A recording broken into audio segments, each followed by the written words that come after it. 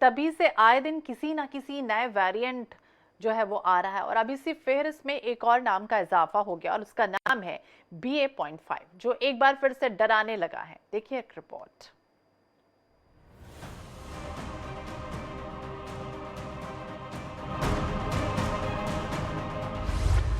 Corona महामारी से अभी दुनिया उबर ही रही थी कि ओमिक्रॉन का एक और नया स्वरूप BA.5 सामने आ गया है। दक्षिण अफ्रीका में पहली बार देखा गया ये वेरिएंट ओमिक्रॉन स्ट्रेन का एक सिस्टर वेरिएंट है, जो कि अमेरिका, ऑस्ट्रेलिया, यूरोप और ब्रिटेन के मामलों में आई तेजी का कारण है, जिससे कोरोना कई देशों में फिर से पैर पसारने लगा है। विश्व स्वास्थ्य संगठन की सबसे हालिया रिपोर्ट के अनुसार जून के अंत में आए 52% मामलों में ओमिक्रॉन का BA.5 वेरिएंट देखा गया। अमेरिका में लगभग 65% संक्रमणों का कारण भी इसी वेरिएंट को माना जा रहा है। BA.5 को सबसे पहले जनवरी माह में पहचाना गया था, तब से ही WHO इस पर नजर बनाए हुए है। अब ये जान लेते हैं कि आखिर ये वेरिएंट क्यों इतनी तेजी से फैल रहा है। BA.4, BA.5 वेरिएंट ओमिक्रॉन के अन्य वेरिएंट की ही तरह वैक्सीन के बावजूद इम्यून सिस्टम को भेदने में सक्षम है। इसी वजह से कोरोना से ठीक होने के बावजूद उन्हें थोड़े समय बाद फिर से कोरोना हो रहा है। वहीं अब ये भी बात निकलकर सामने आ रही है कि ये वेरिएंट ज्यादा घातक नहीं है।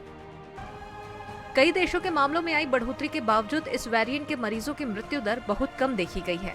ये काफी हद तक वैक्सीन पर भी निर्भर कर रहा है, क्योंकि वैक्सीन गंभीर रूप से बीमार होने से मरीजों को बचा लेती है। कई वैक्सीन निर्माता अब ओमिक्रॉन को ध्यान में रखते हुए वैक्सीन को अपडेट करने में लगे हुए हैं। तो ये तो बात रही कोरोना के नए वेरिएंट की। अब समझ लेते हैं कि इससे सबसे पहले और सबसे ज्यादा कौन से देश प्रभावित हुए हैं।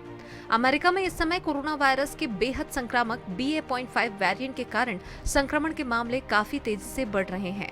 BA.5 से संक्रमण के मामले कुल मामलों का 65% हैं और BA.4 से 16% लोग संक्रमित हैं।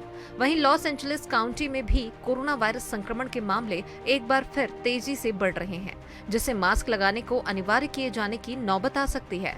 काउंटी की स्वास्थ्य निदेशक बारबरा फेरर ने इस सप्ताह कहा कि अगर अस्पताल में भर्ती होने वाले मरीजों की संख्या इसी तरह कायम रही तो मास्क लगाना जरूरी कर दिया जाएगा और इस संबंध में निर्देश जारी किए जा सकते हैं।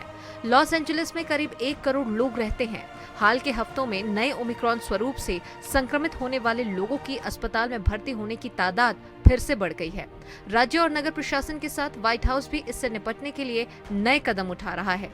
कुछ विशेषज्ञों का मानना है कि ये चेतावनी देर से दी गई है। यानी कि साफ है कि कोरोना का ये नया स्वरूप तेजी से पैर पसारता जा रहा है और ये कहीं ज्यादा घातक है।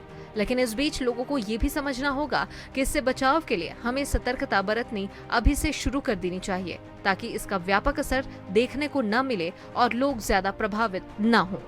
Bureau report, INS 24/7।